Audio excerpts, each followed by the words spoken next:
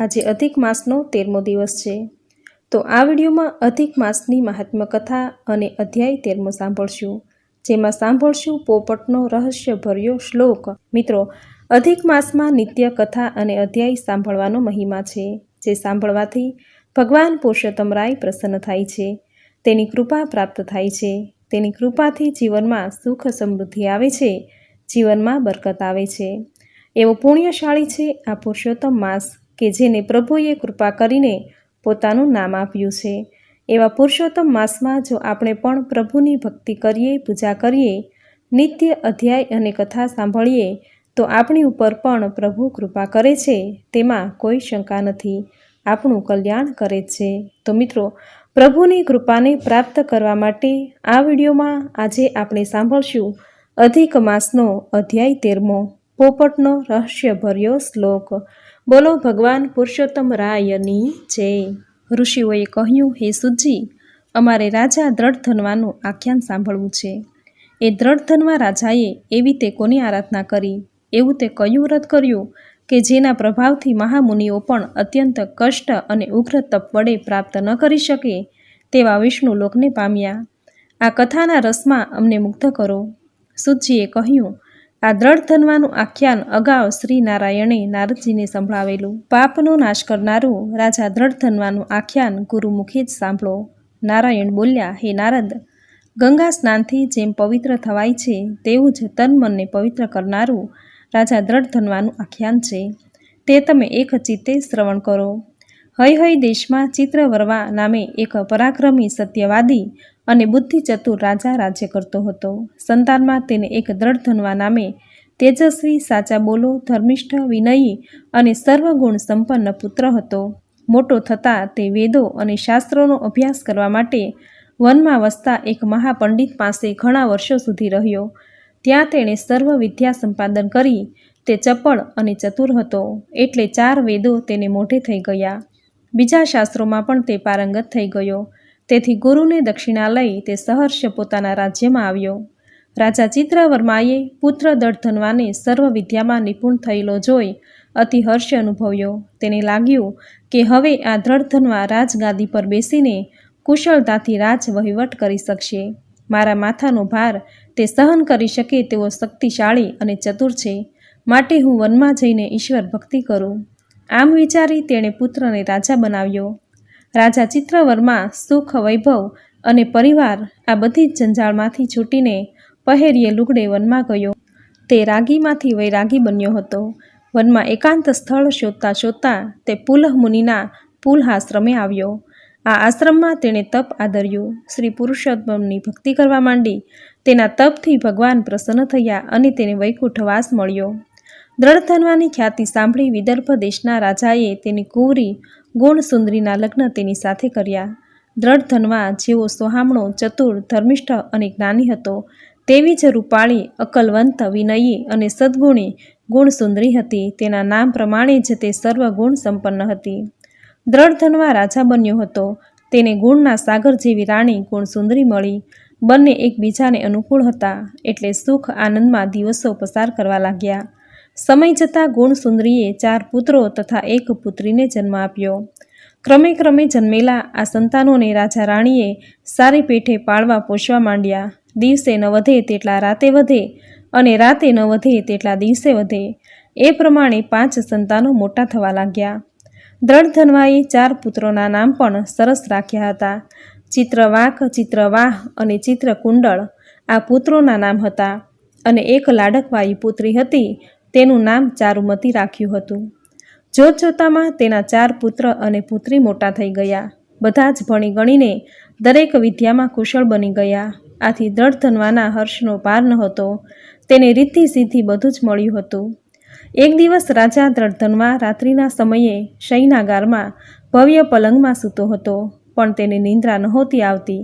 આજે તેનું મન વિચારોના ચક્રાવે ચઢી ગયું હતું। તે વિચારતો હતો કે મને જોતજોતામાં આટલી બધી સમૃદ્ધિ અને સદ્ગુણી સંતતિ સાંપડી, તેનું કારણ શું? મેં નથી પુણ્યદાન કર્યું કે નથી યજ્ઞો કર્યા, નથી સાધુ સંતોને સેવ્યા કે નથી તીર્થયાત્રા કરી, તેમ છતાં આટલો બધો સ્વર્ગસમ વૈભવ મને શા કારણથી સાંપડ્યો? જરૂર તેમાં કોઈ ગુપ્ત રહસ્ય હોવું જોઈએ અને તેનો ખુલાસો કોઈ મહાજ્ઞાની પાસેથી મેળવવો જોઈએ. સવાર થતાં સુધી દ્રઢધનવા આવા વિચારો કરતો રહ્યો. સવાર થતાં પહેલાં જ તેણે નિત્ય કર્મ પતાવી લીધા. સૂર્યોદય થતાં નિત્ય નિયમ પ્રમાણે આદિત્યની સ્તુતિ કરી અને અશ્વશાળામાં ગયો. એણે પોતાના માનીતા અશ્વને તૈયાર કરાવ્યો. તેના મનમાં હતું કે શિકારની સહેલમાં તે બધી વ્યથા ભૂલી જશે. એટલે તે રાત્રિના કરેલા સંકલ્પ પ્રમાણે સવાર થતાં જ શિકારે નીકળી પડ્યો. દ્રઢધનવા બાણવિદ્યામાં નિપુણ હતો એટલે તેનું નિશાન ભાગ્યે જ ખાલી જતું. તેનો ઘોડો વનમાં વિકટ માર્ગમાં પણ પૂરપાટ દોડી રહ્યો હતો.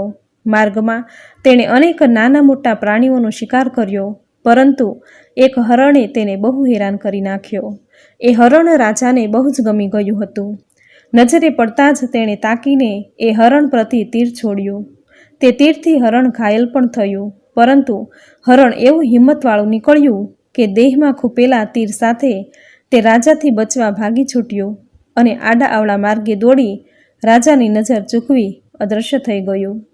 હરણના દેહમાં તીર ઊંડું ખૂપી ગયું હતું, તેથી તેના દેહમાંથી રક્તની ધારા વહેતી હતી. એટલે તે જે માર્ગે દોડ્યું તે માર્ગે રક્તનો છંટકાવ થયેલો હતો. એ નિશાનીને આધારે તેને પકડી પાડવા રાજાએ ઘોડો દોડાવ્યો, પણ હરણ અધવચ્ચેથી જ ગાયબ થઈ ગયું હતું. આથી રાજા નિરાશ થઈ ગયો. હરણને પડતું મૂકી તે ઘોડાને ધીમે ધીમે દોરીને જળાશયને શોધવા લાગ્યો, તો એક મોટું નિર્મળ જળ ભરેલું સરોવર તેની નજરે પડ્યું. ત્યાં જઈ તેણે ઘોડાને છૂટો ચરવા મૂકી દીધો. સરોવરની આસપાસ લીલું મજાનું ઘાસ ઉગેલું હતું અને ચારે બાજુ ઘેરી ઘટાવાળા વૃક્ષો આવેલા હતા. નિર્જન જંગલમાં આવું રમણીય સ્થળ જોઈને રાજાને ખૂબ આનંદ થયો. તેણે સરોવરના કિનારે જઈ હાથ પગ મોઢું ધોઈ ધરાઈને જળ પીધું. પછી તે આરામ કરવા કિનારે આવેલા એક વિશાળ વટવૃક્ષની છાયામાં જગ્યા સ્વચ્છ કરીને સૂતો. કુદરતની આ લીલા ઉપર વિચાર કરતો રાજા દ્રઢધનવા સૂતો હતો. તેવામાં ઝાડની એક ડાળી પર એક મજાનો પોપટ આવીને બેઠો અને મનુષ્યની જેમ બોલવા લાગ્યો. સુખ વૈભવ છે રાજા તુજને, તેનું તું ન તત્વ વિચારે. વસ્તુનું નહીં સત્ય પીછાને, તો કેમ તરીશ તું આ સંસારે. મનુષ્યની જેમ પોપટને વધતો જોઈ રાજાને બહુ જ હર્ષ થયો. પોપટ તો એકનો એક શ્લોક વારંવાર બોલ્યા કરતો હતો. આથી જ્ઞાની દ્રઢધનવા મનમાં સમજી ગયો કે મારા ઉદ્ધાર અર્થે ક્યાં તો સુખદેવજી પોપટ રૂપે મને જ્ઞાન આપવા આવ્યા છે. બોલતા પોપટના શ્લોકના વિચારમાં રાજા ત્યાં બેસી જ રહ્યો. તેને સમયનું પણ ભાન ન રહ્યું. રાજા દ્રઢધનવાને મહેલથી નીકળીએ બહુ સમય થઈ ગયો હતો, છતાં પાછા ફર્યા ન હતા. એટલે રાણી ગુણસુંદરીએ કેટલાક સિપાઈઓને રાજાની તપાસ કરાવવા જંગલમાં દોડાવ્યા. સિપાઈઓ ઘોડાને દોડાવતા દોડાવતા સરોવર આગળ રાજા પાસે આવી પહોંચ્યા. રાજાને હેમખેમ જોઈ તેને આનંદ થયો. તેમને જોઈ અને રાજાને ભાન થયું કે પોતે સવારનો શિકારી નીકળ્યો છે અને અહીં અટવાઈ ગયો છે. હવે મહેલે જવું જોઈએ. એમ વિચારી તે ઘોડા પર બેઠો. તેણે ડાળી પર નજર નાખી તો બોલતો પોપટ અદૃશ્ય થઈ ગયો હતો. પછી તે સિપાઈઓ સાથે નગરમાં ગયો અને પોતાના મહેલે જઈ રાણીને મળ્યો. માત્ર રાણીને મોઢું દેખાડીને તે પોતાના આરામખંડમાં આવી પલંગ પર સૂતો. તેને પોપટે વારંવાર કરેલા શ્લોક ઉચ્ચાર યાદ આવતા હતા. ગુણસુંદરી રાણીએ એમ વિચાર્યું કે રાજાનો થાક ઉતરે, જરા સ્વસ્થ થાય એટલે ભોજન કરવા બેસાડું. એટલે તે રાજા પાસે આવી નમન કરી વિનયથી કહેવા લાગી કે હે નાથ, આજે આપે મારી સાથે કંઈ જ વાત ન કરી અને અહીં ઉદાસ થઈને સૂતા છો. તેનું કારણ શું છે? ભાવે તે જમી અને પછી આરામ કરો. હું આપની સેવા કરીશ, ચરણો દબાવીશ, જેથી તમારો થાક તુરંત ઉતરી જશે. પણ રાજા કંઈ જ બોલ્યો નહીં. તેણે રાણી પ્રત્યે મીઠી મમતા ભરી નજર પણ નાખી નહીં. આથી રાણી સમજી ગઈ કે જરૂર વનમાં એવી કોઈ વિચિત્ર ઘટના બની હોવી જોઈએ કે જેથી રાજાના સુખ ચેન હણાઈ ગયા છે અને વદન નિસ્તેજ બની ગયું છે. આમને આમ ઘણા દિવસો પસાર થઈ ગયા, પણ પોપટના શ્લોકનો ભાવાર્થ રાજા કળી શક્યો નહીં. તેનું મન રાજકાજ કરતાં આ રહસ્ય ઉકેલવામાં જ વધુ ને વધુ રોકાઈ ગયું હતું. આ પ્રમાણે ઇતિશ્રી બૃહદ નારદીય વિશે પુરુષોત્તમ મહાત્મ્યમાં અધ્યાય 13મો સમાપ્ત થયો. બોલો ભગવાન પુરુષોત્તમ રાયની જય. તો મિત્રો, આપણે સાંભળ્યો અધિક માસની કથાનો અધ્યાય 13મો. હવે સાંભળશું માતા પિતાની સેવા. સાથે સાંભળશું કાઠાગોરની અધિક માસની પૂજા કરતા સમયે ગવાતું ગીત ગાય રે ગાય તું મોરી માય, જે અધિક માસમાં નિત્ય સાંભળવાનો મહિમા છે. એક ગામમાં વૃદ્ધ પતિ પત્ની રહેતા. તેમને 3 દીકરા હતા, દીકરી ન હતી. એ દંપતી સુખી અને ધર્મિષ્ઠ જીવન ગાળતું. 3 દીકરાઓ ઉંમરલાયક થતાં તેને પરણાવ્યા. પછી માતા પિતાએ પોતે થઈ અલગ મકાનો ખરીદી તેમાં રાજ રચીલું ખરીદી આપી સ્વતંત્ર રહેવા જુદા રાખ્યા. માતા પિતા વૃદ્ધાવસ્થાને કારણે પોતે જાજુ કામ કરી શકે તેમ ન હતા, છતાં મહેનત કરીને સમય પસાર કરતા. ગમે તે થાય, પણ માતા પિતા 3 દીકરાઓ તથા વહુઓના ઓશિયાળા થવા માંગતા ન હતા. આથી તેઓ અલગ રહેતા. વૃદ્ધ ડોશા-ડોશી ભક્તિભાવવાળા હતા. દરેક 3.5 વર્ષે આવતા અધિક પુરુષોત્તમ માસનું વ્રત કરતા. એટલામાં અધિક માસ આવ્યો. વૃદ્ધે પોતાની પત્નીને કહ્યું કે આ વખતે આપણે કોઈ એક દીકરાને ત્યાં જઈને રહીએ અને ભગવાન પુરુષોત્તમ માસનું વ્રત કરીએ. ડોશીમાંથી હવે કામકાજ નહોતું થતું. આથી તેણે પણ આ અધિક માસ કોઈ દીકરાને ત્યાં રહીને કરવા માટેની સંમતિ પતિને આપી. વૃદ્ધા બંને મોટા દીકરાને ત્યાં માત્ર પુરુષોત્તમ કરવા પૂરતા જ રહેવા ગયા. મોટા દીકરા, વહુ અને તેના બાળકો તો રાજી થઈ ગયા. તેમણે પ્રેમાળ આશ્રય આપ્યો. પછી નિરાંતે બેસતા વૃદ્ધે વાતમાં કહ્યું કે આવતીકાલથી પુરુષોત્તમ અધિક માસ શરૂ થાય છે, તેથી અમે તમારે ત્યાં 1 મહિના માટે રહીશું અને વ્રત કરીને ભગવાનની ભક્તિ કરીશું, કથા વાર્તા પણ સાંભળીશું. ડોસા ડોસીએ 1 મહિનો વ્રત કરવા માટે રહેવાની જ્યાં વાત કરી, ત્યાં જ મોટા દીકરાની વહુનું મોં મચકોડાયું. નાકના ટેરવા ફૂલી ગયા. વહુ બોલી કે મારાથી 1 મહિનો સુધી તમારું વેતરું નહીં થાય. વળી અમારે તો 6 જ રૂમનો બંગલો છે, બાળકો છે, તેથી સુવાની અગવડ પણ પડે છે. તમારો સમાવેશ થઈ શકે તેમ નથી, તેથી તમે બંને નાના દીકરાને ત્યાં જઈને રહો. ડોસા ડોસી વહુનો નન્નો સાંભળીને સમસમી ગયા, પણ કોઈ ઉપાય નહોતો. તેથી બંને જણા કપડાની થેલી લઈ નાના દીકરાને બંગલે ગયા. નાનો પુત્ર તો ના નહીં જ પાડશે, એમાં વૃદ્ધ માતા પિતા માનતા હતા. નાના દીકરા વહુએ પણ મા બાપ ઘણા દિવસે મળવા આવ્યા હશે એમ માનીને તેને આવકારો આપ્યો. પછી તે જ સાંજે વૃદ્ધે 1 મહિનો રહેવાની વાત કરી. ત્યારે તેણે પણ આમ તેમ ગલ્લા તલ્લા કરી અને વચલા દીકરાને ત્યાં જઈને 1 મહિનાનું વ્રત કરવા શાણી સલાહ આપી. આમ મધ જરતા મીઠા વચનો કહી મા બાપ તો નિરાશ થઈ અને પછી આખરી ઉપાય તરીકે વચલા દીકરાને ત્યાં ગયા. વચલો દીકરો સમજ્યો હતો, વિવેકી હતો, માતા પિતાનું માન સન્માન સાચવનારો હતો. તેની વહુ પણ શાણી હતી. બંનેએ માતા પિતાને કહ્યું કે હા ભલે ખુશીથી રહીજો અને તમારું વ્રત કરજો. બંનેએ પ્રેમથી મા બાપને રાખ્યા. તેનો પણ 5 રૂમનો બંગલો હતો, બાળકો પણ હતા. પુરુષોત્તમ માસના સુદ પડવાના દિવસે માતા પિતાએ વ્રત શરૂ કર્યું. અખંડ દીપ રાખ્યો. રોજ પ્રાતઃકાળે ડોસા ડોસી નદીએ સ્નાન કરી કાઠાગોરની પૂજા કરી કથા વાર્તા સાંભળીને ઘરે આવતા.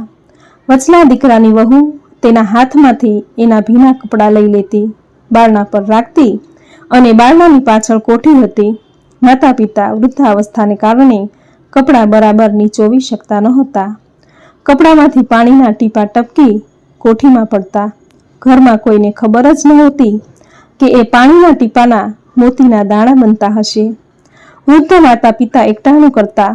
વચલા દીકરાની વહુ દરરોજ જુદી જુદી વાનગી બનાવીને તેને જમાડતી. શાંતિથી રહેતા.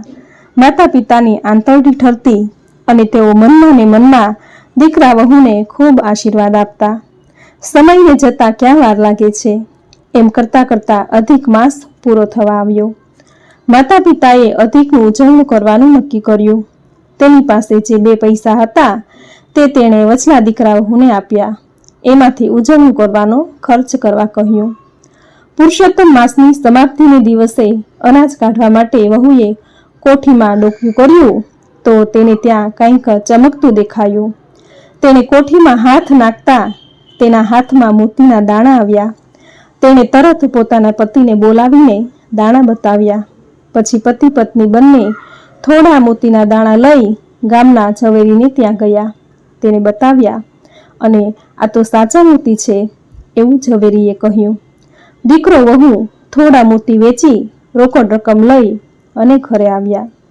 દીકરા વહુએ માન્યું કે નક્કી મા બાપની સેવાથી અને ભગવાન પુરુષોત્તમ રાયની કૃપાથી જ આ બધું બન્યું છે.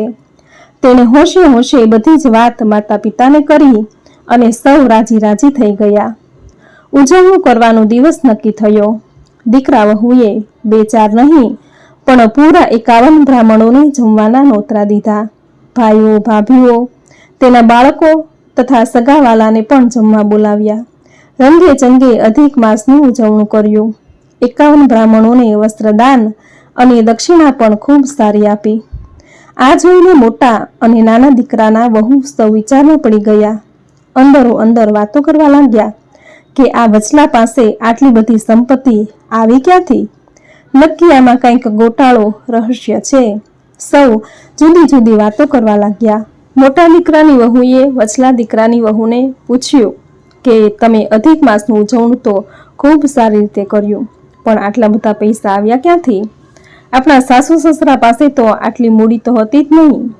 તો વચલી વહુએ જે સત્ય હતું તે કહી દીધું. આથી મોટા તથા નાના દીકરાની વહુઓને ભારે પસ્તાવો થયો.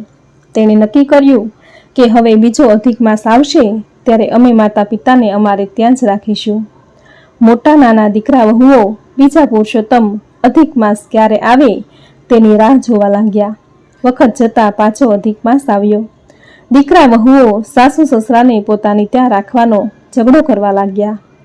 એક કહે કે મારે ત્યાં રહેશે, બીજો કહે મારે ત્યાં રહેશે, વળી ત્રીજો કહે અમે ગયે અધિક માતા પિતાની સેવા કરી છે, તેઓ હવે પછી પણ અમારે ત્યાં જ રહેશે. અંતે બધાએ મળીને નક્કી કર્યું કે મા બાપ હવે પછી મોટા દીકરાને ત્યાં રહેશે અને છેવટે જે મોતી મળે તે 3 ભાઈઓએ સરખે હિસ્સે વેચી લેવા. માતા પિતા તો મોટા દીકરાને ત્યાં રહેવા ગયા. અધિક માસ શરૂ થયો. પડવાને દિવસે જ મોટી વહુએ માતા પિતાને કહ્યું કે તમે નદી સ્નાન કરીને આવો એટલે તમારા ભીના વસ્ત્રો મને જ આપી દેજો, તેને વહુ નીચવશો નહીં. માતા પિતા તો બિચારા વહુ કહે એ બધું કરવાને તત્પર હતા. દિવસ પર દિવસ વીતવા લાગ્યા. મોટી વહુ મોતીની લાલચને કારણે ઘરડા મા બાપને સાચવતી હતી, સાચવવાનો ડોળ કરતી હતી. તેને તો રોજ મોતીના જ સપના આવતા. આખરે પુરુષોત્તમ માસ પૂરો થયો. બધા દીકરા વહુએ ધામધૂમથી ઉજવણું કર્યું. તેણે તો મોટે ઉપાડે આખા ગામને સાગમટે જમવાનું આમંત્રણ આપ્યું. ઉજવણું થયું. ગામ સમસ્ત જમ્યું. બ્રાહ્મણોને વસ્ત્રદાન દક્ષિણા ખૂબ સારી રીતે અપાયા. ગામ લોકોએ દીકરાઓ વહુઓની ખૂબ વાહ વાહ કરી, પણ ભીતરની વાત તો દીકરા વહુઓ જ જાણતા હતા. બધું જ પતી ગયું. પછી 3 દીકરા વહુઓ જ્યાં કોઠી હતી ત્યાં ગયા અને હાથ નાખીને આશાભેર મોતીના દાણા લેવા જાય તો તેના હાથમાં માટીવાળું પાણી આવ્યું. છતાં ધીરજ ન રહેતા 3 દીકરા અને 3 વહુઓએ કોઠીમાં પાણી ઉપર તળે કર્યું. પરિણામે કોઠી જ બેસી ગઈ. પાણી પી પીને કોઠી ઢીલી પડી ગઈ હતી. અંદરથી મોતી તો શેના મળે?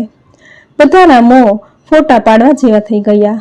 દીકરાઓ વહુઓ વૃદ્ધ મા બાપ પર રોષે ભરાયા અને બોલ્યા કે તમે વચલાને ત્યાં બરાબર રીતે પુરુષોત્તમ માસ નાહ્યા હશો અને અમારે ત્યાં કપડથી નાહ્યા હશો, નહીં તો આવું ન બને.